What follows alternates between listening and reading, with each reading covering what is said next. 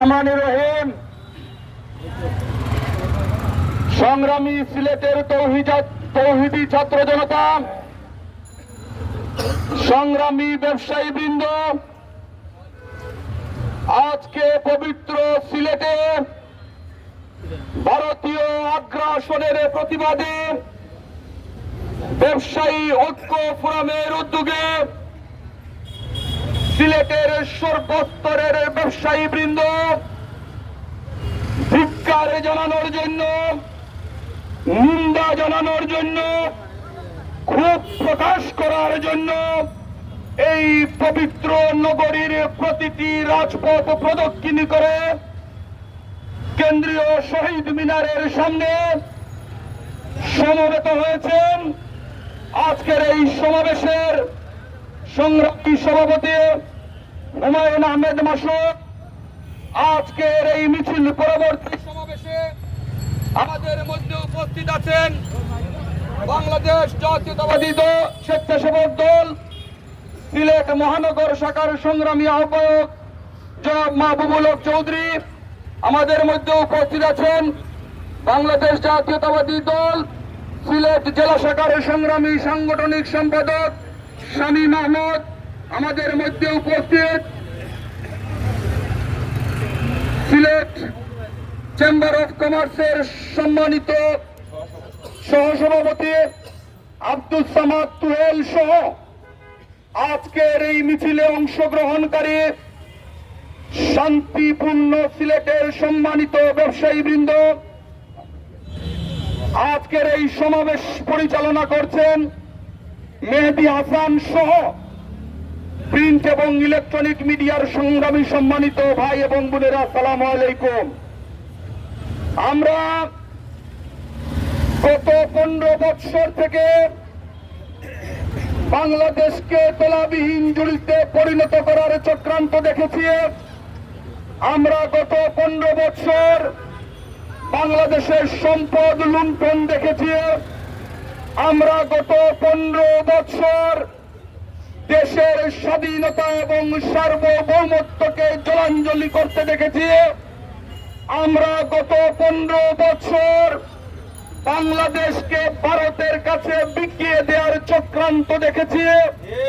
আমরা গত 15 বছর ফেলানির লাশ কাটা তারে ঝুলতে দেখেছি। আমরা গত 15 বছর এদেশের তৌহিদি ছাত্র জনতাকে গুলি করে হত্যা করতে দেখেছি। আমরা গত 15 বছর আমাদের মসজিদে জুমাবারে আমাদের সম্মানিত ইমামরা কি খুতবা দেবেন তা প্রশাসন এবং সরকারের পক্ষ থেকে নির্ধারিত করে দেওয়া দেখেছি। আমরা গত 15 বছর কিভাবে ব্যবসায়ীদের ব্যবসা নষ্ট করতে হয়েছে, কিভাবে চাঁদাবাজি হয়েছে, কিভাবে নিরীহ ব্যবসায়ীরা ঘর ছাড়া হয়েছে সেটি আমরা লক্ষ্য করেছি। আমরা লক্ষ্য করছি ফ্যাসিস্ট শেখ হাসিনা সরকার এবং তার দূষর বাংলাদেশকে এমন একটি পর্যায়ে নিয়ে গিয়েছিল যেখানে স্বাধীনতা এবং সার্বভৌমত্ব বলতে কিছুই ছিল না। আপনাদের নিশ্চয়ই মনে আছে সেই 71 সালের মুক্তিযুদ্ধে আমাদের কোনো সমরাস্ত্র ছিল না, আমাদের কোনো পারমাণবিক অস্ত্র ছিল না, আমাদের কোনো রাইফেল ছিল না। বাংলাদেশের তৌহিদি ছাত্র জনতা, আমাদের গ্রামের খেটে খাওয়া মানুষ, লুঙ্গি পরা মানুষ হাতে লাঠি নিয়ে অস্ত্রের বিরুদ্ধে যুদ্ধ করে দেশ স্বাধীন করেছে। আমরা সেই 71 সালে যখন পাক হানাদার বাহিনী আত্মসমর্পণ করে, সেই আত্মসমর্পণ অনুষ্ঠানে আমাদের সিলেটের সন্তান মুক্তিযুদ্ধের সর্বাধিনায়ক জেনারেল উসমানীকে আমরা উপস্থিত দেখতে পাই নাই। সেটিও ভারতের একটি চক্রান্ত ছিল, ভারতের একটি ষড়যন্ত্র ছিল, বাংলাদেশকে মাথা নিচু করার একটা অপচেষ্টা তাদের ছিল। আমরা লক্ষ্য করছি গত কিছুদিন থেকে চিন্ময় দাস নামে একজন ইসকনের উগ্রবাদী বহিষ্কৃত সদস্য বাংলাদেশের স্থিতিশীল পরিস্থিতিকে অস্থিতিশীল করার চেষ্টা করছে। আমরা গত কিছুদিন থেকে ইসকনে গিয়েছি, ইসকনের মহারাজ সহ সিলেট সহ সারা বাংলাদেশের সনাতন ধর্মাবলম্বী যারা আছেন তাদের দুয়ারে দুয়ারে গিয়েছি, তাদেরকে নিয়ে বসেছি, তাদের উপাসনালয়ে পাহারা দিয়েছি, তাদের কাছাকাছি যাওয়ার চেষ্টা করেছি, তাদের কথা শোনার চেষ্টা করেছি। তারা উৎফুল্ল, তারা উজ্জীবিত। গত কিছুদিন আগে সিলেটের পুলিশ কমিশনার মহোদয় একটি সভা ডেকেছিলেন, সেখানে ইসকনের মহারাজ উপস্থিত ছিলেন। মহারাজকে যখন বক্তব্য দেওয়ার জন্য বলা হয়েছিল, মহারাজ কোনো বক্তব্য দেননি, কিন্তু যে বক্তব্যটি উনি দিয়েছেন সেটি আমাদের হৃদয়কে নাড়া দিয়েছে। মহারাজ বলেছেন, এই দেশ আমার, এই মাটি আমার, এই সমাজ আমার, এই দেশের উপর যে সম্পদ সেই সম্পদ আমাদের, আমি এখানে কি বক্তব্য দেব? এই বক্তব্যই পরিষ্কার হয়ে গিয়েছে যে ইসকনের সাথে চিন্ময় দাসের কোনো সম্পর্ক নেই। চিন্ময় দাসের সম্পর্ক সেই ফ্যাসিস্ট শেখ হাসিনার দূষরদের সাথে। চিন্ময় দাসের সম্পর্ক আওয়ামী লীগের সেই নফেল সহ যারা আছে তাদের মদদে, তাদের পৃষ্ঠপোষকতায় এই চিন্ময় দাস চেষ্টা করেছিল বাংলাদেশে আবার শেখ হাসিনাকে প্রত্যাবর্তন করার পরিস্থিতি তৈরি করতে পারে কিনা, তাদের সেই আশায় গুড়েবালি হয়েছে।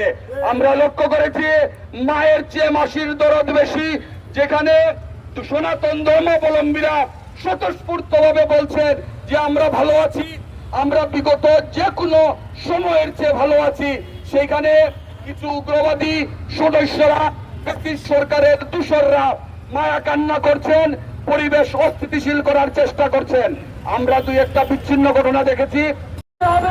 তারপর বাংলাদেশে মিছিল মিটিং বন্ধ হবে, নতুবা যে কোনো কিছুর বিনিময়ে এই বাংলাদেশকে রক্ষার জন্য বাংলাদেশের ছাত্র জনতা ঠিক যেমনি করে 5ই জুলাই আগস্টে বিপ্লব করে তাজা রক্ত ঢেলে দিয়েছিল, ঠিক তেমনি ভাবে বাংলাদেশের জনগণ প্রস্তুত রয়েছে।